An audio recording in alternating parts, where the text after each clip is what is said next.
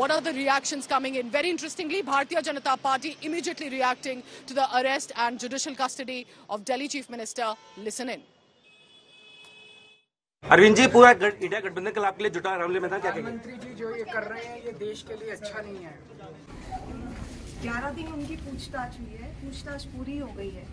अदालत ने दोषी नहीं कहा, उनको जेल में क्यों डाला है? लोगों का एक ही मकसद है, इनको चुनावों में उनको जेल में डालना है। देश की जनता इस तानाशाही का जवाब देगी। He has also said that Vijayanand, one of the accused, never reported to him. He reported to Atishi and Saurabh. So no, वो तो ठीक है, नहीं वो तो राबड़ी देवी जी तैयार हो रही है। वो तो मैं तीन चार बार कह चुका हूँ पिछले एक हफ्ते 10 दिन में कि अब वो राबड़ी देवी जी आगे आएंगी, समझे ना? मेरा मतलब है मैडम सुनीता केजरीवाल आगे आएंगी। और इसको सिर्फ एक को नहीं, आप जो इसके बारे में बताओ, मुझे तो लग रहा है कि उनके सारे ही जो मंत्री थे, सारे उनके जो आम आदमी पार्टी के बड़े बड़े नेता हैं, those who try to portray the bogey of victimhood, I would like to underline that today's judgment of the court is based on the concrete evidences. Now it raises certain moral and constitutional question. अतः हमारे विपक्षी दल जो निरर्थक और अनर्गल बयानबाजी करते हैं, उन्हें इन गंभीर तथ्यों पर विचार करना चाहिए और न्यायालय ने अपना इस विषय पर अभिमत दे दिया है। आज शराब घोटाले के आरोपी अरविंद केजरीवाल को 15 दिन की न्यायिक हिरासत में भेज दिया गया है। शराब घोटाले में दिल्ली को लूटने वाले, दिल्ली को ठगने वाले अरविंद केजरीवाल अब कट्टर ईमानदारी का दावा पेश नहीं कर सकते। हमारा ये पहले दिन से मानना था कि शराब नीति में दिल्ली के युवाओं को नशे में धकेलने का काम किया गया, दिल्ली को लूटने का काम किया गया है। और आज बार बार ये बात सच हुई कि जब माननीय न्यायालय ने स्पष्ट किया कि आपको न्यायिक हिरासत में जाना ही होगा, क्योंकि शराब नीति में घोटाला तो हुआ है। Mr. Arvind Kejriwal, he is not coming out with the truth. For everything he seems to be saying, I don't know. Under his instructions, his 2 ministers and other ministers function. Those ministers are in jail. Now, if he doesn't know what has happened with regard to the liquor scam or the excise scam, then either it means his ministers were running riot without any direction from him, or he's scared to tell the truth. In either case, the investigation seems to be pointing towards something wrong that has happened, and by just trying to blame Prime Minister Modi, Mr. Kejriwal can't get away from the questions that he has to specifically answer with regard to the scam in Delhi, which happened while he is Chief Minister of Delhi by his government of the Aam Aadmi Party. आज उनको 15 दिन के judicial custody में court ने भेजा है, Bharatiya Janata party ने नहीं। उनके पहले से जो जेल में साथी हैं, उनको बेल देना कोर्ट का काम है, भारतीय जनता पार्टी का नहीं। और जो दिल्ली को लूटे हैं, जिनके कारण झुग्गियों का विकास नहीं हुआ, जिनके कारण नाले नहीं बन पाए, जिनके कारण नालियां बजबजाई हैं, जिनके कारण बुजुर्गों का पेंशन कट गया, जिसके कारण राशन कार्ड नहीं बन रहा है दिल्ली में, जिसके कारण दिल्ली की गलियां टूटी पड़ी हैं, शायद वो फंड रिलीज हो और ये लोग पैसा चुरा कर कहां गए हैं, ये शायद बताने में सफल हो।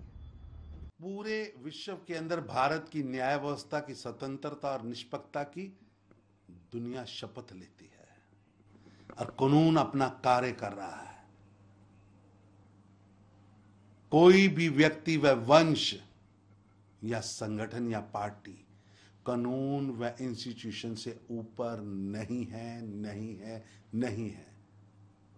लुटेरे, भ्रष्टाचारी, घोटालेबाजी करने वाले लोगों पर कठोर कार्रवाई होनी चाहिए।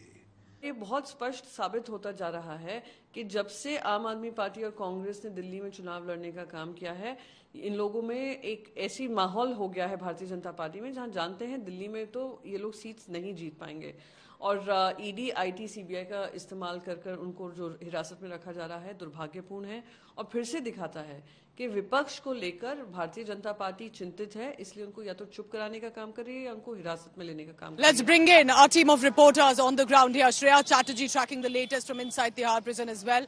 Shreya, when I was speaking a short while ago to the former PRO, Sunil Gupta of the Tihar prison, and asked him, can Arvind Kejriwal possibly run his government? He quoted Dr. Farooq Abdullah as Jammu Kashmir Chief Minister as example, saying when his house was turned into a prison and then that was allowed and given an option but to come to Tihar, be inside prison, sign the files that will then go to the Lieutenant Governor.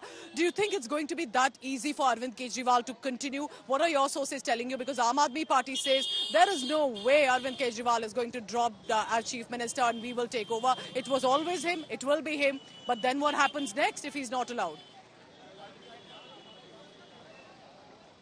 Well, Pooja, Aam Aadmi Party is hell-bent on the fact that Arvind Kejriwal is and will continue as the sitting Chief Minister of the national capital. The BJP also, on the other hand, suggests that Arvind Kejriwal should step down because this is hampering the role of governance in the Union Territory of Delhi. Now, if we cite examples, as you rightly pointed it out, in a previous case of Farooq Abdullah, when a place was made into a prison, which was through special powers, then the directions were given that he could run office from that particular place. There have been instances where cabinet ministers have been inside jail and they have also ran their cabinet.